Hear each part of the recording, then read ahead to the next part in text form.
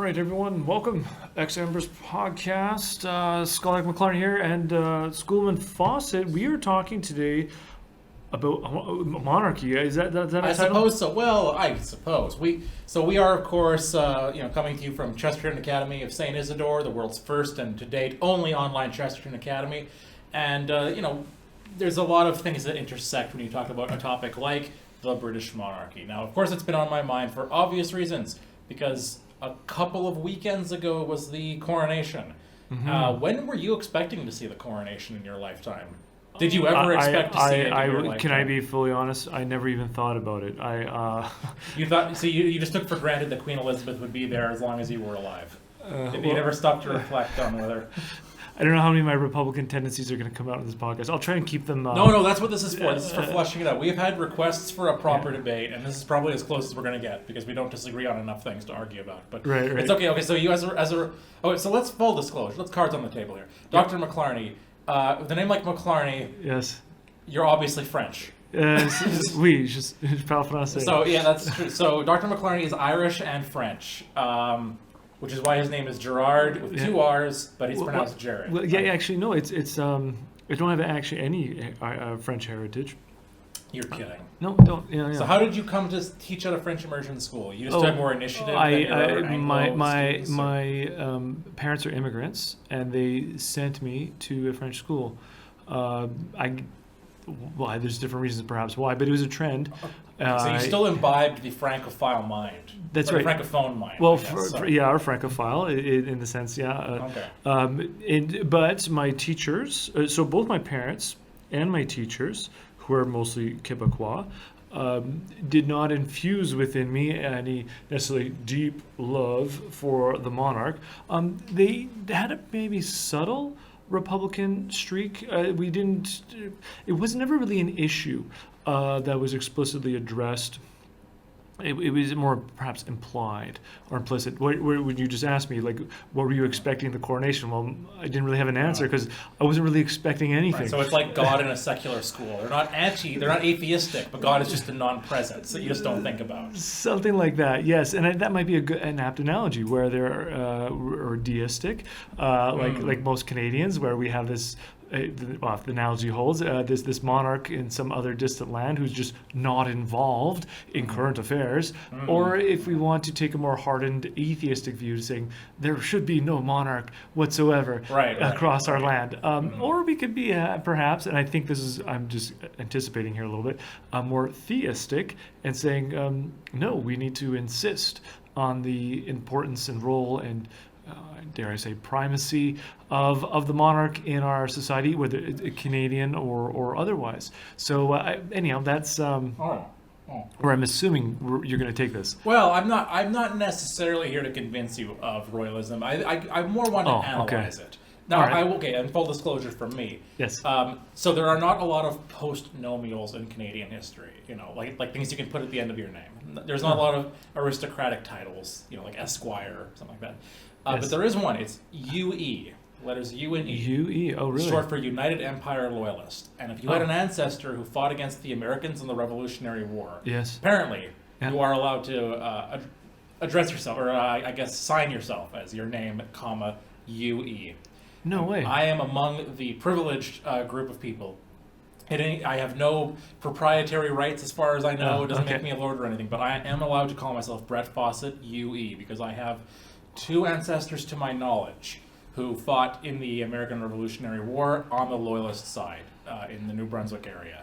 Isaac Bennell was one of them, and another one's name slips my mind. But I've got a friend who's really into genealogy. Okay. They tracked this down for me once and let me know that if I wanted to, I could apply for formal recognition of this. I haven't bothered to do that yet. Okay. Because putting Empire Loyalist in your name, I think these days would be contentious. Empires don't have the best reputation. Maybe we can talk about that someday. Sure. But imperialism. But I did have ancestors who fought for the monarchy, so it is something that's of interest to me. Is why would somebody feel so strongly about this institution that's overseas, right? That they would potentially lay down their life for it. Yes. Yeah. Well, okay, that's interesting. So Brett Fawcett, UE, and I thought maybe this would be just another degree that you've earned. But no, this is This is completely unearned. Okay. This is an unearned increment of association. All right, well, very good. Now, I will also disclose that I'm fascinated by the idea of monarchy for mostly Neoplatonic reasons, but in terms of looking at, the scala natura, or the scale of being, and, how humanity relates to creation and God and so forth. So I think there's some fascinating things that can go on there with monarchy. Although I do have some reservations too. Okay. Do you want? Where do you want to take let me just lay out what I think is the case for it in a general sense. Okay. Or at least like what the idea behind monarchy is. I mean, Yes. what's the rationale behind putting all this power into this hereditary institution? Right? Yes. Why this Charles just had the privilege of happening to be the firstborn of Queen Elizabeth, who happened to be the firstborn of George VI. Why give them all this power, this vast amount of power they supposedly have? Right. And the coronation of it was an interesting demonstration of this. And also, we do have a co-worker who happened to be in London at the time and graciously took some photographs, Yes. which I imagine Mrs. Wright is going to put on the screen right now. I don't know, did you have a chance to review all of them and see the... I did look through them, and there's quite they're quite arresting, some of them, and just to see the crowds who are there to see this momentous event. I mean, it's a historical event. It is historic for sure, but it's also interesting that people really do care so deeply about it. Yeah. And for a variety of reasons, right? So some purely because, this is the first time in 70 years that this has occurred, or some are pointing out, well, this is an ancient ritual that has been untouched or undeveloped in the last millennia, and thinking, when I read that, I'm like, well, it's not that old if it's only 1,000 years. But in any case, any case, for Catholics, we have a longer pedigree than that. So right? We can do you one better. We can do twice as long. But yes, it is. It's not. Although it's not true that it's undeveloped, because it has changed. Okay. The coronation oath has changed, which we can talk a little bit about. Oh, sure. And then, particularly in a fast-paced society where we see unprecedented change from year to year almost, right? These seismic shifts, this ground which moves beneath us, maybe this could be something enduring which we can look to, some sort of appeal there as well, right? Then perhaps fascination with the unknown, or at least what's mysterious about these sacred rituals and all the rest. That also, I think, has a certain allure. And then I think as well, when it comes to, dare I say, celebrity culture, where there's a certain attraction, is there not, for us to look towards those who are wealthy and famous, and in some cases powerful, right? So we kind of have a fascination, do we not, that allures our eye to extravagance. Yes, yeah. Right. So as we discussed before with Persia and the Hunger Games, there's a natural kind of appeal or allure to extravagance. Yes. Sure. Yes. Well, okay. Yeah. So that's I think there's absolutely a lot to what you're saying. People are attracted to the fact that there's something ancient about it, and there's a natural draw towards celebrity, which, as we were discussing off camera, C.S. Lewis, that was one of his points in favor of monarchy, was, sure, it's easy to debunk a monarchy. It's easy to show that it's absurd, but watch what happens when you get rid of it. People just end up transferring that allegiance to celebrities. Right. In some cases, it's gangsters, he even says, sure, or actors or singers, right? They become the new monarchy. Or sports figures. Sports figures as well. Yeah. I mean, look at the ways. I mean, Elvis Presley was the king. Right. Right. Yes. So maybe there is something natural and spontaneous about our celebrity, and let's call it worship, that monarchy, in some sense, redirects towards civil good. Right, towards public spiritedness. I mean, this would be one of my arguments for it. Sure, it seems silly, but it's almost inevitable. So we may as well find some way of of leveraging it for a political sentiment. Okay. Well, you've half convinced me. Oh, okay. Well, Okay. Well, that's not bad for this early on. Okay. Well. Okay. Well, let me talk about. Let me try to lay this out as best I can. Sure. And, well, I guess just to jump in, one other thing that got me interested was Father Raymond de Souza, who's been tracking this as well in Canadian media, and he likes to write about the monarchy as well. And so he pointed out how Pope Francis had donated, I guess, for lack of a better term, relics of the True Cross to King Charles. Yes. And so that also got me thinking more about this and the religious history and symbolism and what's going on in the ritual of coronation. The anointing of the king. Yes. Yeah, that's So and there's one could say, I've heard it said that chivalry is created on Good Friday, the idea of laying down one's life for a friend, Right. and Christian monarchy is founded on Holy Thursday, right, when the king washes the feet of his servants, which is a tradition of monarchs, actually, of Maundy Thursday. There's something. Well, and it's not just the Pope. Actually, I have the details here. But the oil to anoint him for his coronation is from the Holy Sepulchre Church in Jerusalem, right? Yeah. The Greek Orthodox Patriarch of Jerusalem, right, and the Anglican Archbishop. They consecrated it, ceremony, right? Which is very interesting. Of course, Charles himself has Greek Orthodox roots. Okay. His father was from the Greek family, Yeah. and his grandmother actually, of course, was sort of a Greek Orthodox nun who may have had schizophrenia. Okay. I think Sigmund Freud actually looked at her. Her life was like nuts, but who also concealed Jewish people during from the Nazis. Okay. So she's one of the righteous among the Gentiles. So there's a very interesting Greek Orthodox lineage actually, or like in the background. Okay. I know he's been to Mount Athos as well, actually, Charles. There's a lot we can say about Charles. I hope we do talk a bit about him. But that's true. Yeah, the fact that the True Cross was represented there. Yes. And hopefully we'll talk about this. That conjunction between Christ's rule and human rule is sort of on display there. But let me talk about Let's hear the premise behind the British monarchy, because you can't. What it really is, it's the idea of the British Constitution. Right, you're not just talking about the monarchy as this separate thing. It's part of a whole system, and to understand it, I think you actually need to start with Aquinas. In the first part of the second part of the Summa, question 105, he says, he argues. Okay, so he does a couple of things. He's talking first of all about this book, The Politics of Aristotle, which he also wrote a commentary on. I don't know that he finished it. He also wrote a book on kingship as well, but he argues that ancient Israel had the best political system. Okay. He quotes Numbers 24, "How beautiful are your tabernacles and your tents, O Jacob." And of course, politics, means like city, like houses, households in a city, right? Yes. Yeah. And he says that there are two things you need for right ordering of a state or nation. One is that all should take some share in the government, and he quotes Aristotle's Politics for this. Okay. Right? The other point is that there's different kinds of constitutions, and of course, this is from Aristotle too, right? You have monarchy and tyranny, right? You have aristocracy and oligarchy, and then you have the polity and the democracy. And each of those, there's a good, it's the good version of the bad version, or vice versa, right? Monarchy is the best of all, and by monarchy he just means essentially like an absolute dictatorship, right? Something like Plato's Philosopher King. That would be the best system.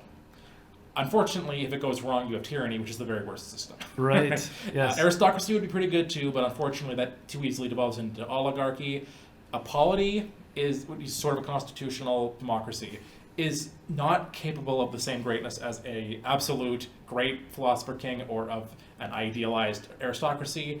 But on the other hand, a democracy is also not capable of as much evil as an oligarchy or a tyranny. Right. So you kind of, in a very Aristotelian way, you kind of have to go for the middle. Right? You meet in the middle, you go for the golden mean, right? So what Aquinas says is that the best form of government in a state or kingdom is in one where the power is given to preside over all, while under him are others having governing powers.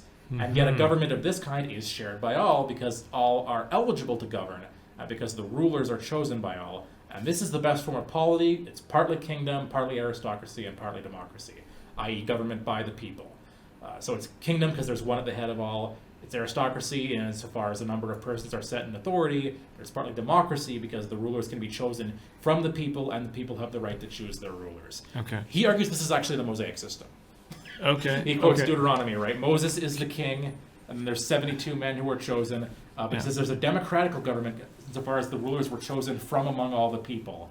And he sort of seems to suggest that, well, these were like kind of provided by the people, they were picked. So he says that is the best. Can I borrow your pen there? Yes, okay. please. And I write on this? Okay, keep going. Okay, sure, of course. See, this is why I brought it. Is for this. Now, so that's what there's more Aquinas says. But so this mixed constitution, he thinks, is the very best model, right? Now, there's a theorist named Sir John Fortescue. You're writing right now on an article about him that I was reviewing before. Okay. And Fortescue argued, he was writing about the British Constitution shortly after the Magna Carta. Right? And he says that the British Constitution captures this the best. And he contrasts this with actually the French monarchy at the time. And you remember the French monarchy, right? Like there's conflict between the king and the French. The French king and the Pope. Je right? suis l'État. It's never, right? yeah. I am the state. Yeah, there's, well, yeah, this is even this is like in the 14th century. This Oh, is okay. still at the fair even. Oh, okay. Like, even before you got like all the other Louis going nuts, or Napoleon, right? It's already Philip the Fair wants to, like, he's the one who burns the Knights Templar. Right? Okay. He's like centralizing, right, all his power. And then the Pope actually issues his encyclical Unum Sanctum against Philip, saying, the Pope, right, has two swords, the spiritual and temporal. And in response to that, Philip just takes over the bishopric, basically, and even, like, kind of imprisons the Pope at one point. Like, it leads to a whole bunch of... So there's already, he suggests... I mean, Fortescue's already talking about this, right after the Magna Carta, that the French tendency is towards a central, absolutist monarchy. Which we'll see is exactly what develops, right? Whereas the British system, he thinks, and he's explicit about this, is Thomistic, right? It has the king, and he reigns, and in a sense can do no wrong, but he can't reign without Parliament, which represents the people, is chosen from among the people. They pass the laws that constrain the king, but they also, the power ends up kind of flowing from the king, which is also important because this is interesting too, because there's sort of a sense that the monarchy is the most ultimately democratic thing, because Aquinas says this too in the first part of the second part, question 97. The sovereign has no power to frame laws except as representing the people, because each individual cannot make laws, but the whole people can. So in some sense, the laws do emerge from the people, but you can't just have a whole bunch of people getting together and making laws, like according to Aquinas. Somehow the whole people has to do this, and they do this through their representative, who is the king.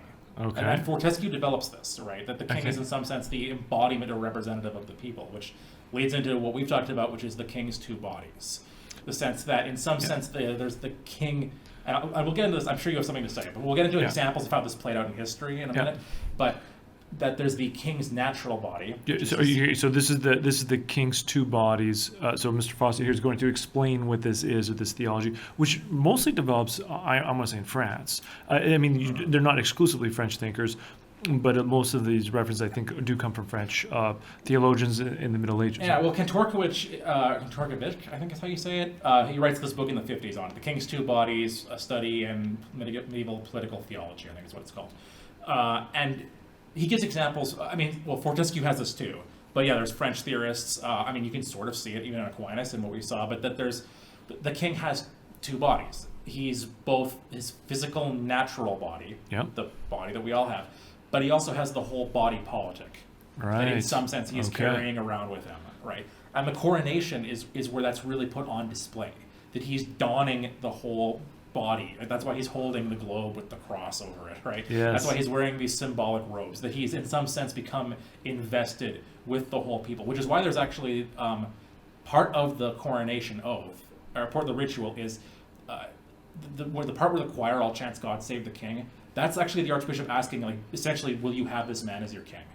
And symbolically on behalf of the people, they're saying, yes, God Save the King, right? Viva X, right? Right, okay.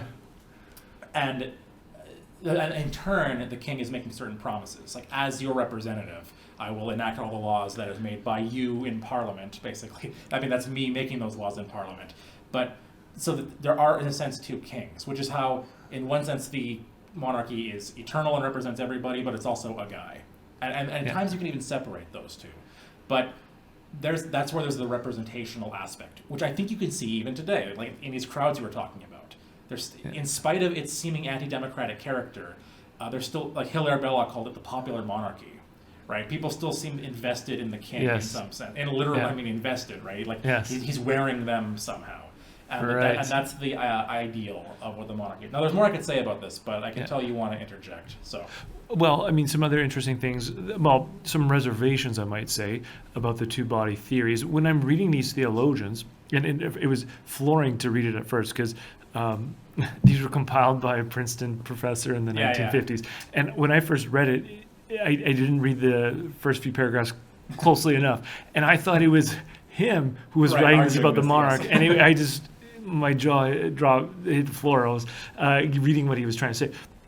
But basically, in the different theologians differ, but part of my reservation is it seems, well, one is the body natural is elevated by the body politic. So it almost as if the king has two natures, and it's very Like much Christ. like Christ. Yes, it's very much like a hypostatic union. So you perhaps Saint Athanasius fans out there will know this quote: "God became man so that man could become God," and so it's very much that nature that his infirmity even are elevated, and the body politic, when it joins to the body natural, elevates the status of the king.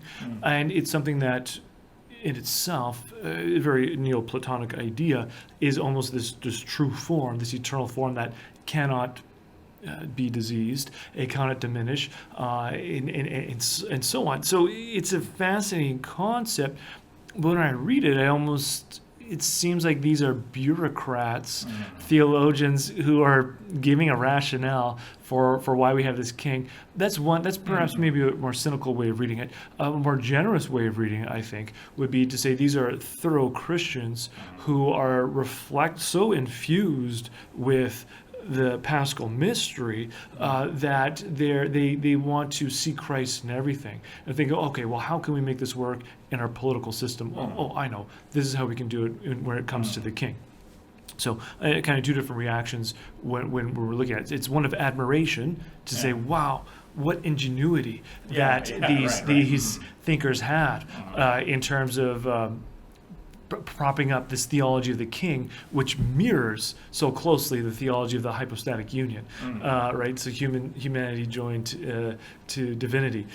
So the earthly king, or the body of the king, joined to the natural body. Politic, That's a body politic. Yeah. So these join together.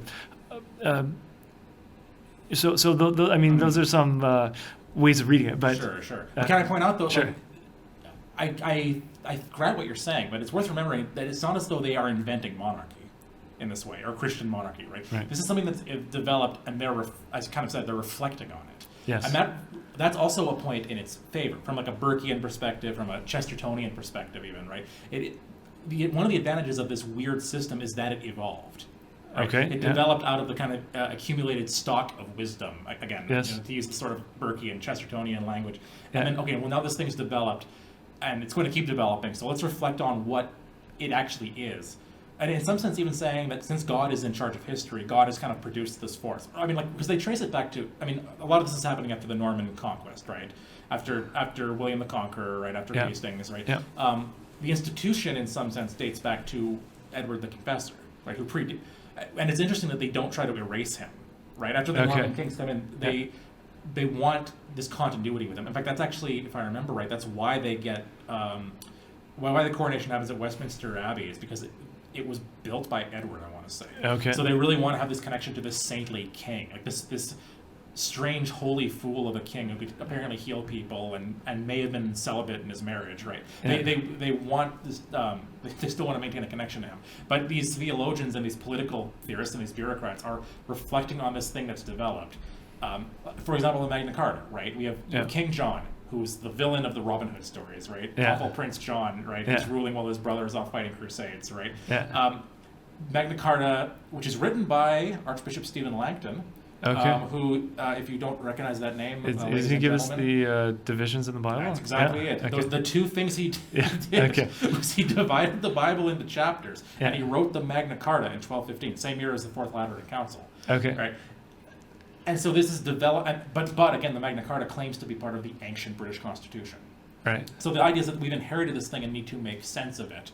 And okay, well, what, like you said, they're so imbued with this analogical theology, right? Yeah. Of seeing everything through the lens of Christ, and understanding that the church has an active role in the world, right? Yep. So it's not as though like the hypostatic union of Christ just exists in theology. It has some kind of implication for the world. In fact, you could think about even the understanding of priesthood, right? Yeah. Because in some sense, there's a dual body thing going on there, right? There's the priest, the sinner, but there's also the priest in persona Christi, Right. Yes. and in fact, and I haven't found anyone who refers to this, but at least in those medieval theologians, if anyone knows anyone, let us know.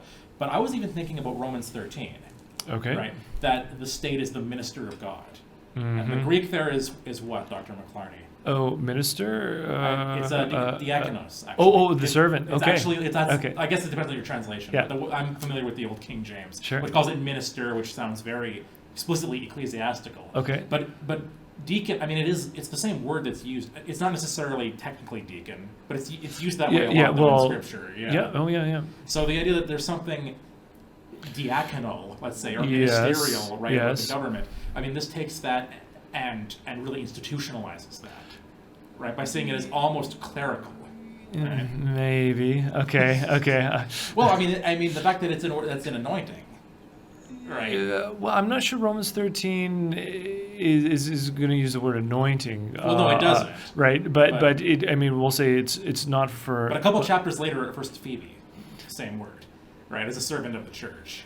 Okay. Obviously, like Nero is not Yeah. is not a minister in the same way. But like, government in general is ordained by God to execute this apocalyptic wrath. Right? That's what Romans 13 is saying. Yeah, well, not even say apocalyptic. It can be realized in the sense that it's not for no reason that the sword has been given to the emperor, right? So Paul is saying there that within God's purview or the plan of creation, yeah, there is authority on earth, and so this happens to be the sword, right? Mm-hmm. It happens, and there's the perhaps generous view that this is going to be used for a meting out punishment where needed, right? Mm-hmm. So that's there. I don't know if you can, based on that, make all necessarily the same connections that you'll have with the two bodies. I mean, I don't think you could deduce it. I don't think you'd read Romans 13 and get like a coronation out of that necessarily. Yeah, right. But what this thing that's developed is, okay, well, we understand Christ to be the king of the world, and ultimately the government derives its authority from God. I mean, that's Romans 13 for sure. Yes. Right? Yeah. Given our understanding of that, what should it look like? And organically, this thing seems to have developed of having it be a quasi-clerical ceremony, and an analogy to Christ having two natures is how we're going to understand the kingship. And here's another thing on this point, though, because this is something a student asked me about in class, actually. Okay. And so it prompted a reflection that I appreciated. Yeah. So obviously there's this great danger with kings of tyranny, right? As Aristotle talks about, and it's in 1 Samuel as well. The people ask for a king, and there's that famous passage that Thomas Paine quotes in his book Common Sense, calling for the American Revolution, right? About if you get a king, he's going to tax you, he's going to take your best kids and send them to war, and he's going to make your life terrible, right? Which is, of course, what happens under Rehoboam, and that all goes pretty poorly, right? So how do you limit that? Well, and this goes back to Aquinas, right? Well, you need laws, right? Okay. You need laws which are participations in God's law. That's, of course, Aquinas' definition of law is a ordinance by the legitimate government of reason, promulgated for the common good. Right? You need laws to confine dictatorship, basically. Yeah. Well, again, the monarch, and the fact that he or she only has their authority by virtue of the fact that they were born, that automatically makes people suspicious of them. Oh, yes. Right? That puts a cap on their power, as opposed to the American presidency, whose power just keeps expanding. Right? If you think about how many more executive orders have been issued, right, by the last few presidencies. Like their federal government's power just seems to keep expanding because there's this faux democratic legitimacy to them, right? As opposed to the monarch, which there's an immediate suspicion of because they're just inherited, right? Yeah. But the monarch can act, but he can't really legislate, not on his own, right? He can only legislate, and this is, the Magna Carta, this is Fortescue, this is Bracton, who's writing right after Magna Carta. He can only pass laws with all these representatives of the people. with what becomes the Parliament, essentially. Yeah. There's a wonderful line from Bracton that I want to make sure I quote accurately, where he says, Remind us again what year about is this is Bracton? the 14th century, I want to say 13th or 14th century, but he says, so the king has a superior, namely God, and the law by which he was made king is also his superior, and also his curia, the earls and barons, because if he is without a bridle, that is to say, without law, they ought to put the bridle on him. So if the king so the king is made king by the laws, and if the king acts lawlessly, people can actually use the laws to bridle him, right? Another line, he says, the king has no equal within his realm, because subjects can't be equals of the ruler, because he would thereby lose his rule, because equal can have no authority over equal, etc. So he says the king can't have any equals. He has to be the superior. The king cannot be under man, but under God and under the law, because the law makes the king. And he has this kind of pun, I guess you could say, in Latin. There is no rex where there is no lex. Okay. So there has to be law in place to actually make the king. And if the king starts to violate that, you can actually use the law to curb him. Yeah. Now this thing kind of develops, which is the doctrine that the king can do no wrong. Yeah. But that doesn't mean that whatever the king does is okay. What it means is that, and this goes back to the two bodies thing. Yeah. The king can't be found liable of breaking the law. That would lead to all sorts of chaos. Yeah. So what happens instead is he can only act through his cabinet. He acts through his ministers, right? His prime minister, the cabinet. They act on the king's behalf, and they can be found guilty, right? They can be found, you violated the law. The king is sort of left untouched by that. Yes. but his ministers can be found guilty and gotten rid of. And in extreme cases, if the king himself does violate the law, he no longer is king. And because notice that phrase, there's no rex where there's no lex. Okay. This is important because Aquinas is sometimes sort of cited as like the first Whig. Lord Acton called him that, because he sort of seems to suggest you can get rid of unjust kings. Oh, and so reminder, Canadian, perhaps American listeners as well. What is a Whig? Well, Whig would be like a liberal, right? The first I don't know, Grit. Okay. No, but the first a believer in sort of Lockean principles that the government it only rules by the consent of the governed and all this. Well, what Aquinas says is, and this is sort of tradition consistent, I think, with the Catholic tradition, is that if the king acts unlawfully, he's not king anymore. Okay. Right? The crown is still intact. Yes. The crown is still okay, but you can sever that, right? And that's what you have with Edward II. Edward II, who's the one who has his male favorites that he likes to dally with and prefers doing that to governing. Eventually, he's sort of forced to abdicate, and he's put on trial for violating his coronation oath.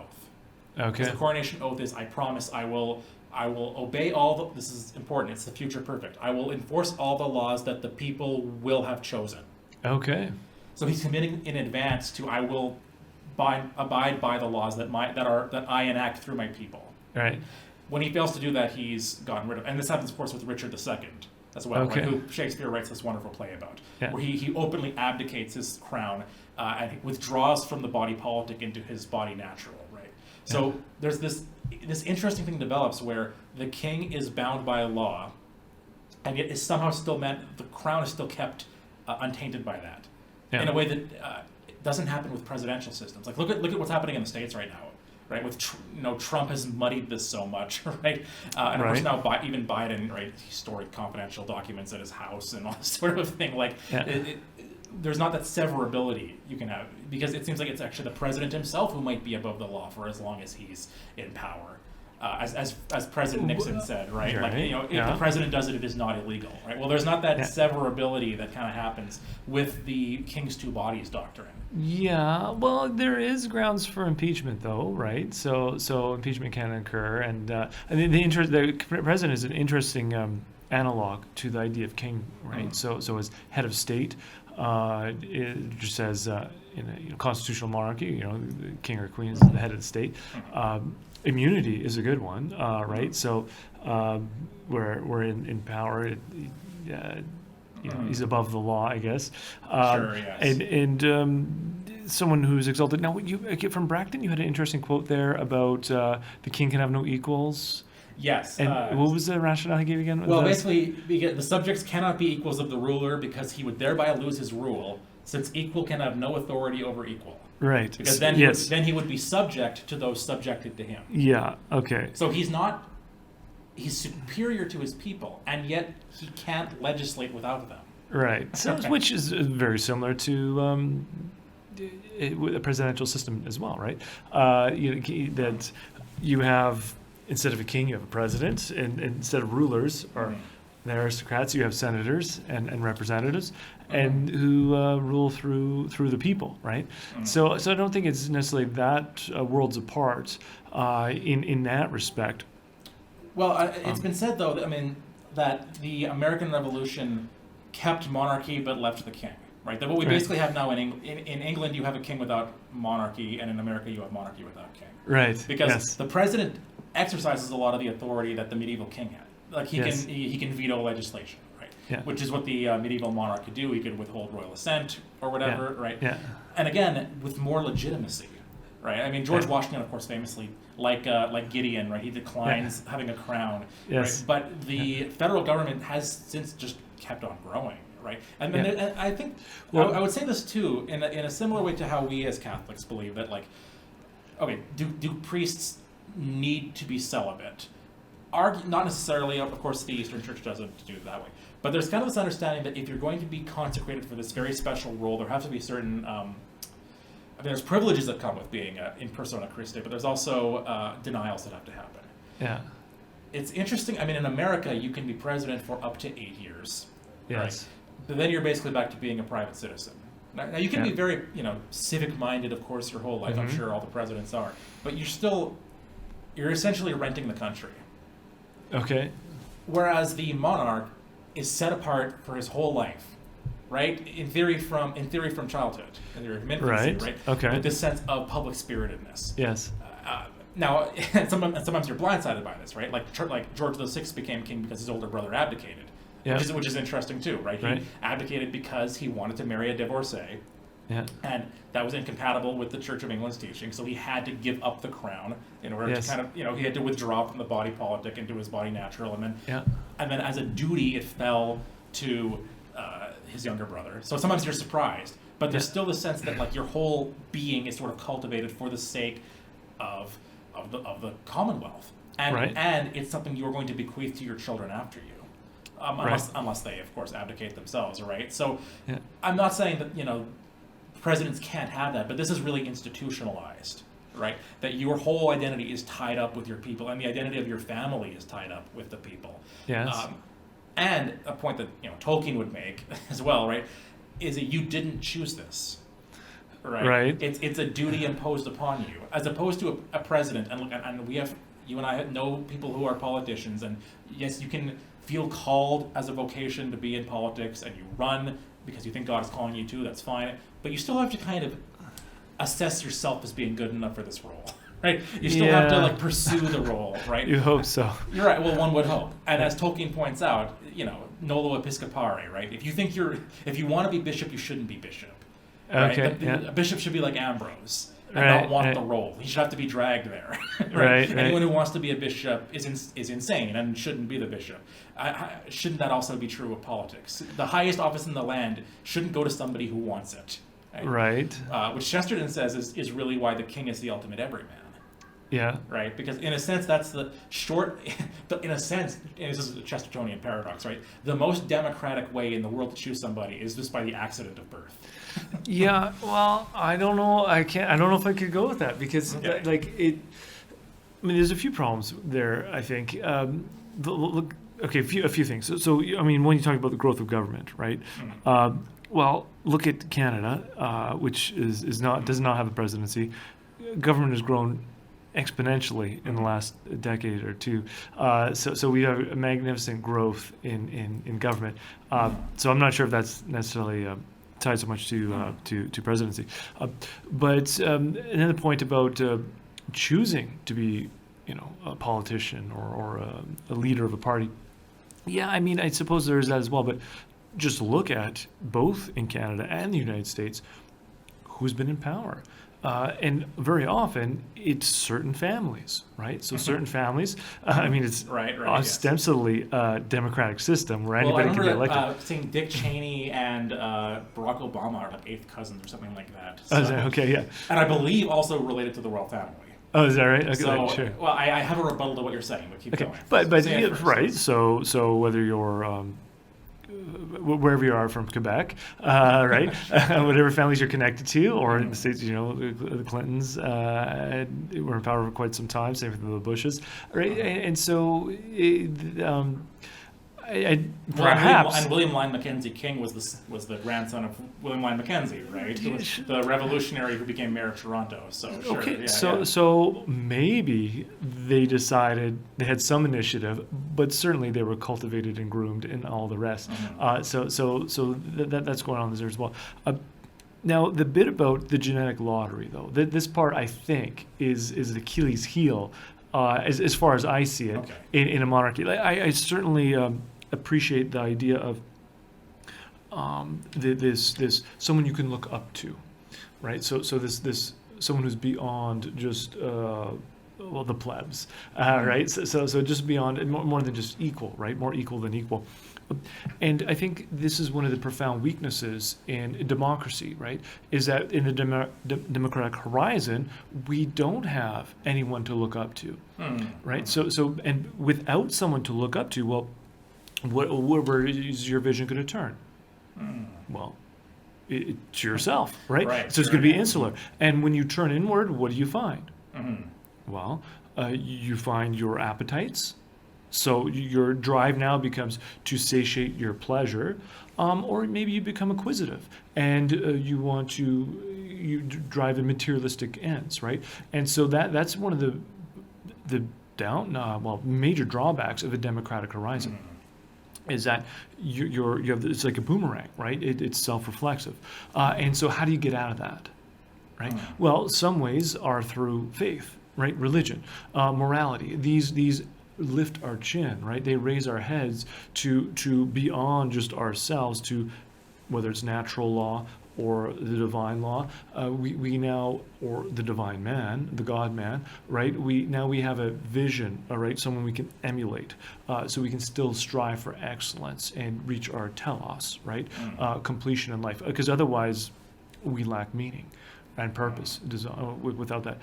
So the kingship or queenship, right? A monarchy, on the surface, seems to play into that a little bit, in that it provides us with a superior that we can then attempt to emulate. But this is as I see it, when it comes to the genetic lottery, it's like, well, but I'm not in that family, so how can I possibly strive to emulate them, right? And so that's its downfall, right? When it comes to a monarchy, in that I can't actually emulate them because there's this massive gulf between them, has to do with our last names, and so I can't get in there.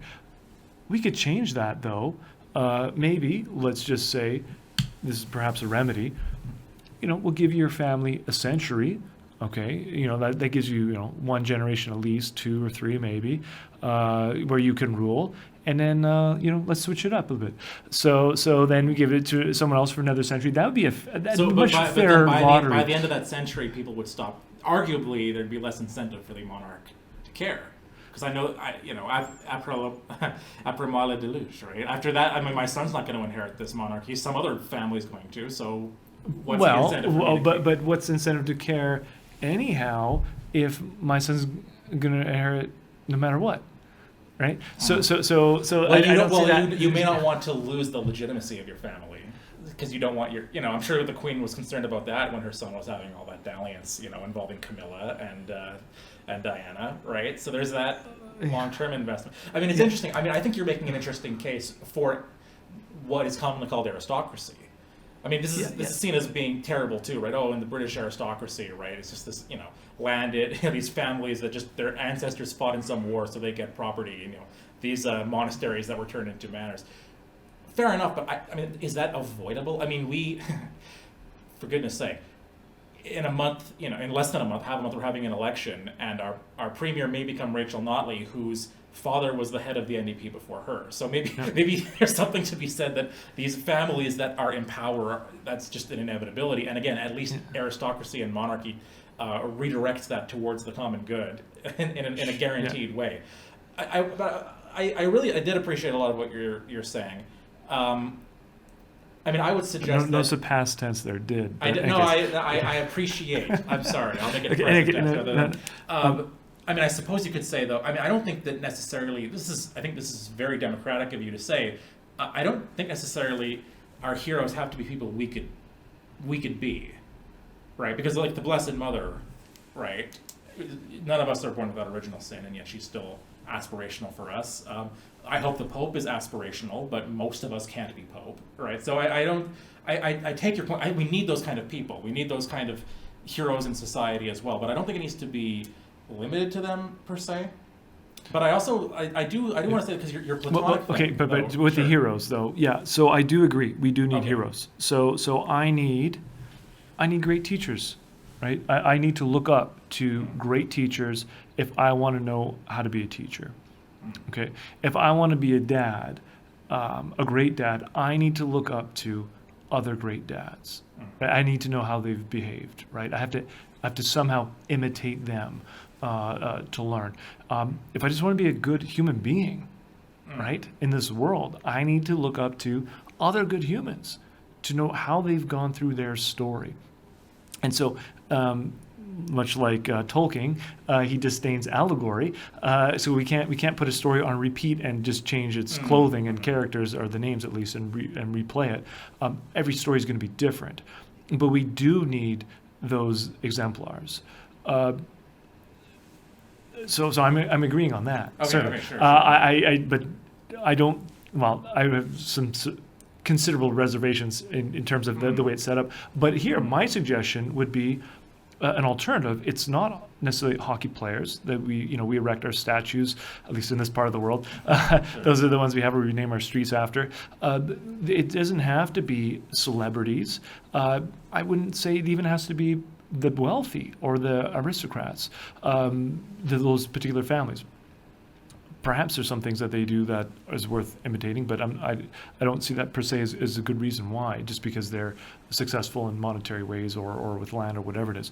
Rather, I would say look at the saints, right? So those are the heroes of this world that we look to, the prophets, the psalmists, the martyrs, the confessors, right? Those holy men and women who've gone before us and still live amongst us.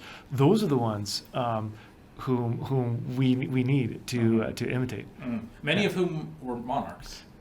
Okay. Just worth some and I'm not just trying to be facetious. There may be an analogy there, because I do see.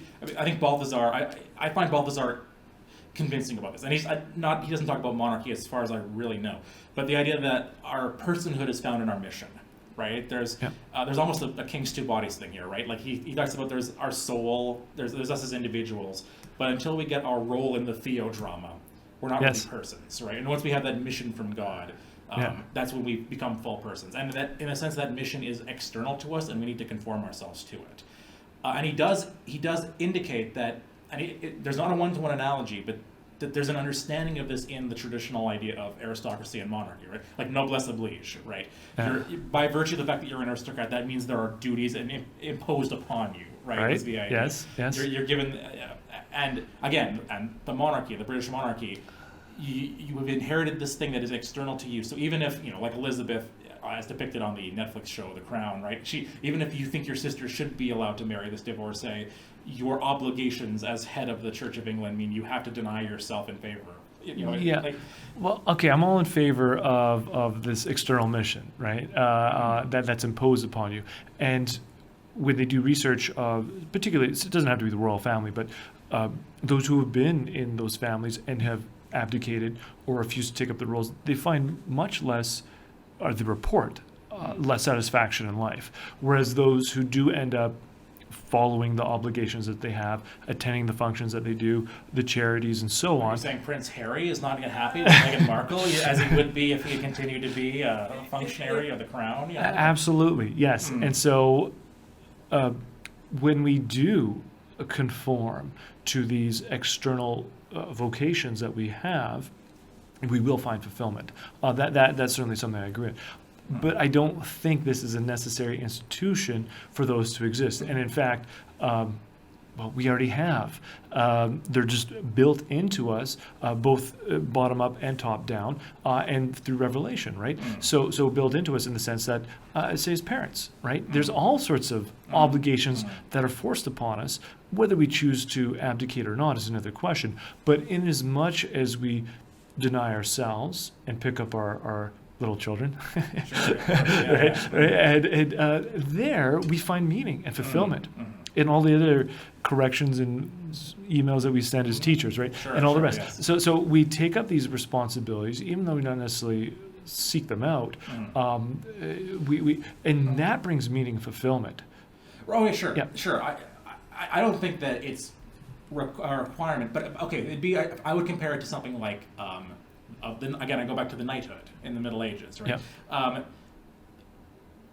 The soldier ideal of the Christian is something we find in the New Testament. Now, does that mean, that Christians have to be soldiers in some sense, or we have to have a soldiery, or a Christian soldier? Okay, explain that to me though. Well, okay, what do you mean the soldier ideal? Well, is in the New Testament Testament is constant. it uses the imagery a great deal, right? Are you thinking like the armor of God? Yeah, the armor of God, Okay. and right, and just the apocalyptic imagery in general, right? Is that we are. And even the sacrament, the term sacrament, right, comes from this Roman initiation, military, right? yeah. Exactly, right? Which is in spite of all of the calls for peace, right? But the way that let's say the Knights Templar and these other chivalric orders developed was, okay, well, we are in a historical situation now where it seems like we have to take up arms. Okay, so what does that mean? What does it mean to take up arms as a Christian? Yeah. This is what kind of developed. Surely it will keep developing, but we still have the Knights of Columbus. We still have various chivalric orders in the church. Similarly, again, I'm not saying you can deduce the British monarchical system from Scripture, but what I'm saying, what it seems to me is that It's compatible, maybe? Is that what you're saying? Or is I think so. It's the most compatible, and it institutionalizes it the most clearly. Because yes, obviously, like and there are saintly presidents and prime ministers for sure, but institutionally, this seems to commend it the most, to uphold these ideals the most, of the fact that there has to be self-denial and something bigger than yourself, and that it comes ultimately from God, right? And yes, it's true that in the American system you swear on the Bible, but there is something different about that as opposed to the almost ontological change, right, that happens in a coronation ceremony. Let me say a couple. I do want to say a couple things in case I forget them. Sure. Okay. But one of them is in response to the growth of government, and that's absolutely true. The government's grown in general, basically. But I would suggest, and this is why Tolkien called himself an anarcho-monarchist, that may be related to the reduced power of the monarchy, right? Because if the monarch were able to dismiss bad kings, dismiss bad ministers, bad prime ministers more frequently and more at their own discretion, maybe there would be less growth of government. So Canada, we're Canadians. Maybe we should have opened with this, that we're both Canadians. Okay. If you haven't inferred that yet. Yeah. It seems to me that Canadians have actually done the best job of explaining monarchy. I'd point to George Grant. I'd also point to John Farthing's book, if you can find it. It's on PDF online, Freedom Wears a Crown. But it was at one point the case that lieutenant governors and governor generals who represented the crown were more confident to dismiss, either not give royal assent to legislation, or even to dismiss politicians who were bad, or like leaders who were bad. It happened in Alberta. Our social credit government tried to pass some laws against free speech, and the governor general lieutenant governor just refused to sign it into law. Okay. I thought they also, when we tried to make our own currency. We tried to make our own currency, which was unconstitutional. I mean, this was all later upheld by the Supreme Court of Canada. Okay. There was also a case of like a prohibition, I think somewhere in the Maritimes, or maybe I can't remember where. I have some examples. Yeah. But this has been reduced. So it used to be that it was seen as legitimate for the royal power, let's say, to withhold royal assent if they deemed the law was unjust, or even to dismiss the government if they thought they were incompetent. That happened in Quebec, I want to say, at least once. That the lieutenant governor was just like, you are so bad at your job, I'm dismissing all of you and calling an election. That hasn't happened federally since 1926, which was when Prime Minister Mackenzie King asked the Governor General to call an election. It's complicated and kind of boring, basically. Like, the Liberals didn't have the majority, but they were probably going to stay in power because there was the Progressive Party that was going to support them against the Conservatives, who had more members than they did. Anyways, the King asked the Lieutenant Governor Byng to call an election, and he said no. Yeah. And that all became kind of chaotic, and it ended up.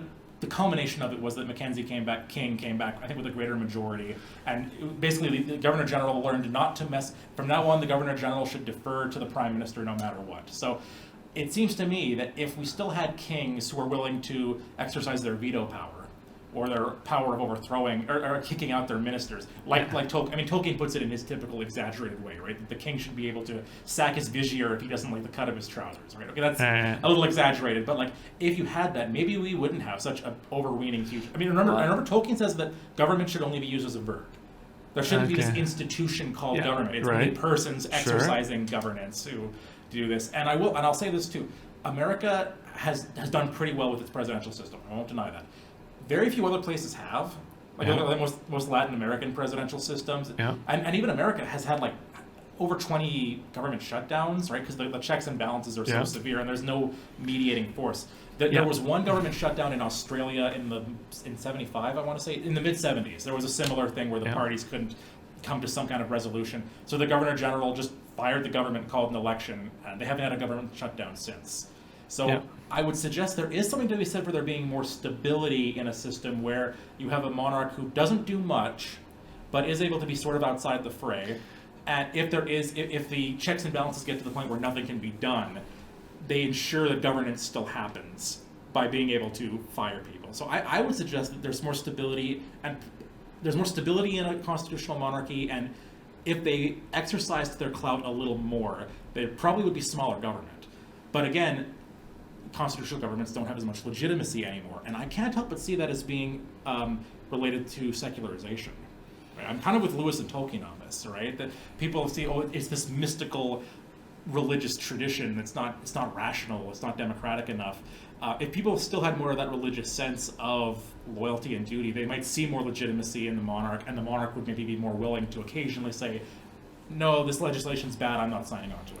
Or, "No, you're not a good ruler. This is a mess. I'm getting rid of you." All right. Yeah, okay. There's a few interesting points there you're bringing up.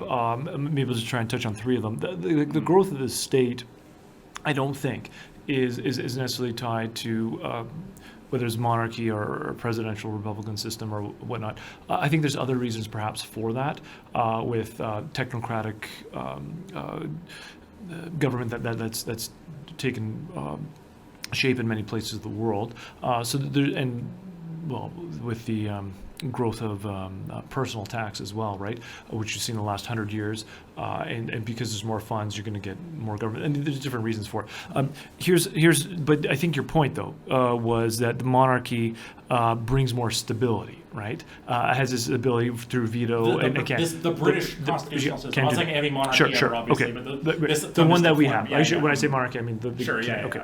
Now here are two problems that I can see with this. First being this, the Governor General, Lieutenant Governor hasn't really done that. I think you mentioned 1926. Like that's a long time ago. Like I think of Stephen Harper, right? When he prorogues Parliament. Well, there's a question is Michelle Jean, right? Is she going to step in and do something about it? And it was like, no, she's not. Like she's a Governor General. Like she just says yes, right? She's just a figurehead. To a sense, and of course she said yes. And there's all sorts of outcries that he couldn't prorogue Parliament and the Governor General has to do something about it. Well, no, she's not going to do anything. So, there's a theory and there's a practice, right? Now the second issue would be we see this in the Federalist Papers 10, I believe it is, where Madison's pointing out that ambition must be set against ambition. So you're talking about government shutdown or different layers. The way it's set up, particularly in the American Constitution, different layers of government. You're right. There will be some gridlock, but when ambition is set against ambition, it provides these natural checks and balances, which that's part of the system. So that it's supposed to happen, right? Now, some people might see that as a defect. Others might say, well, no, actually, that's a very important restraint on government getting away from what it's supposed to be doing. And so I think it's Federalist 51, where Madison's pointing out that okay, sure, a leader can have all sorts of, he's thinking elected representatives or whoever it is, can have religious or moral foundation or formation, but that's probably not enough to limit them when they actually have the reins of power in their hands. All right. So that's why we have this system set up so they just can't get the keys and drive away. All right. Whereas, the British monarchy might be a good example here, right? Where Henry VIII is able to take the keys, all right, of Peter, which you see this. Prince Charles holding them, right? So he's now head of the state. Oh, sorry, not just head of the state, but also of the church. So this, to me, in practice, has some serious shortcomings. See, Madison also said the least powerful branch of government will be the judiciary. That grew later. That's in the Federalist Papers too. He's like, well, because they're not, he really thought they were going to be the least powerful branch of government, which I actually think they are the monarchy in America. If you think of the monarchy, like if you think of Solomon, right? The monarch is the one who judges as well. Like that's essentially the Supreme Court of the U.S. Right? And there's no check on them, really, other than this document that they're in charge of interpreting. That's a separate thing. But I'd argue that's. These unelected figures in robes. I mean, that's more monarchical than the British system really is. But, okay. I mean, okay. There's a defect in that. Sure. I'm not saying, but that does come later after Madison, right? So there's nothing in place to stop it from happening, though. Like he thinks that they're going to defer. Right. But they don't. Yeah, they just assert their own power and people roll with it. So. Okay. Now you have the same weakness in Canada, right? With the judiciary, who arguably is much less democratic than. Even though we've got that thing built into our constitution that should be a check on it. But anyways, that's another. Fair enough. So that's all true. I will grant you all of this. I think it works. This is what I'm trying to say, though. Yep. I'll sort of conclude with this, I guess. Okay. It works. It does work best with irreligious people, right? Because you're saying, well, the growth of the state is related to the technocracy, and you're absolutely right, I think. But Tolkien would say, that's incompatible with the thinking that goes with a monarchy, right? Of course, like a monarchy is more mystical. It's more of a fairy tale. There's a reason why you don't have presidents in fairy tales, right? There's something fantastical about it, which is incompatible with the kind of disenchanted, legal, rational way of thinking that we have in the modern world. Yeah. And that's to the credit of monarchy, that thinking that way is incompatible with this, right? If we caught a little bit of that fire, maybe that would be a check against. Okay. Now I think that leads to a very interesting discussion. So that this anti-modern streak, because it obviously predates the modern era, and all the rest, despite its developments within the modern era, right? So I think that leads to a very interesting discussion, which is one I think on the forefront of many Christians today, is what type of government ought we to have or pursue. And I think this takes us beyond our current discussion, but even just to put it out there, so there's some going back and forth. So Rod Dreher, for instance, his Benedict option, is going to argue that, no, we need a classical liberal system, like a Lockean one, where you have these massive checks. Why?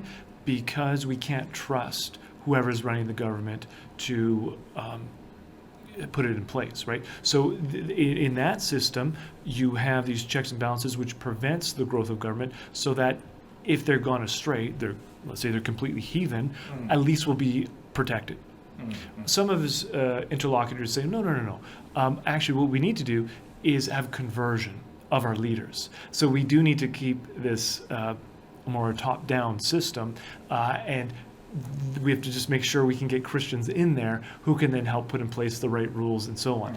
And I think that may be a discussion for another time, but it's more a glass empty or half full. Like, do you think that will actually happen, that there'll be a conversion of hearts amongst those in power, or do you think, no, we just need to settle for what is the least worse? The system that offends us the least, and then work with that. Well, that's where someone like Thomas More's work interesting to look at, right? Like, what do you do within a system where you're the only good one, or something like that, right?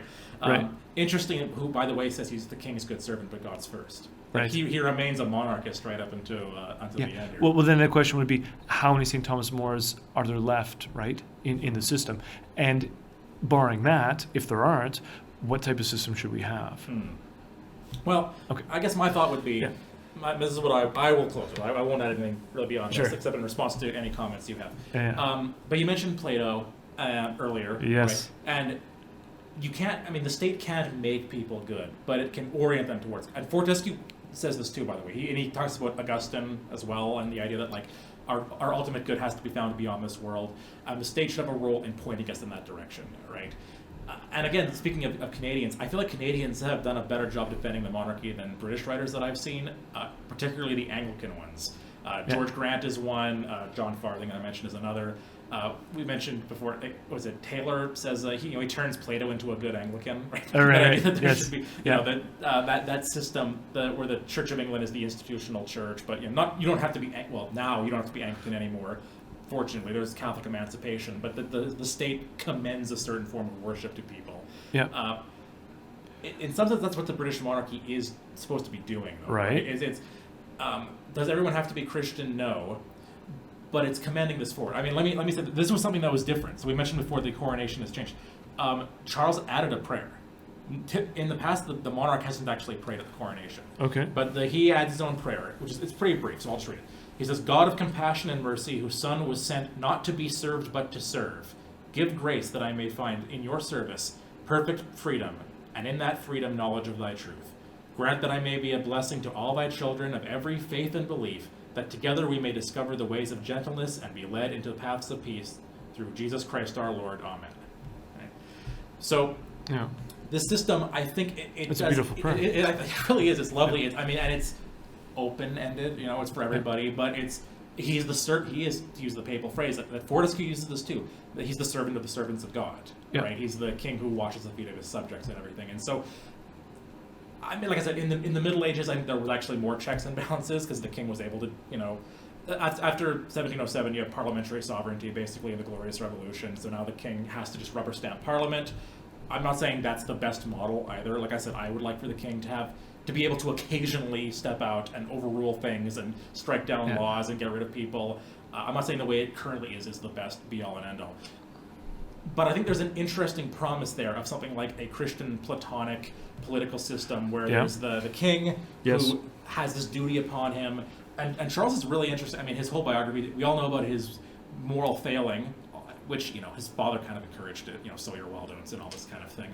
But he's very traditionalist. There's a wonderful speech he gave to a traditional society right here in Edmonton about the need to kind of discover traditional philosophy and religion and re-enchant the modern world. And he loves traditional architecture. Yeah. Also founded I think the biggest charity in English history or something like that, the Prince's Trust. Okay. So I think Charles actually is not a bad example of a sort of heroic figure for us to look up to. But is the British Constitution the only one anyone can ever have?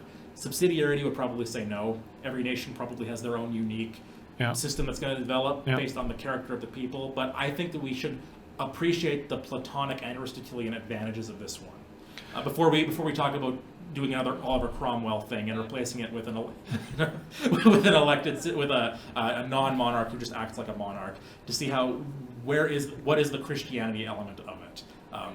Is there some wisdom that we've inherited that we should reappreciate that maybe was on display in that coronation ceremony? That's my final comment on that. Okay, yeah. No, I certainly I appreciate. That just commenting on the prayer there. That's profound, right?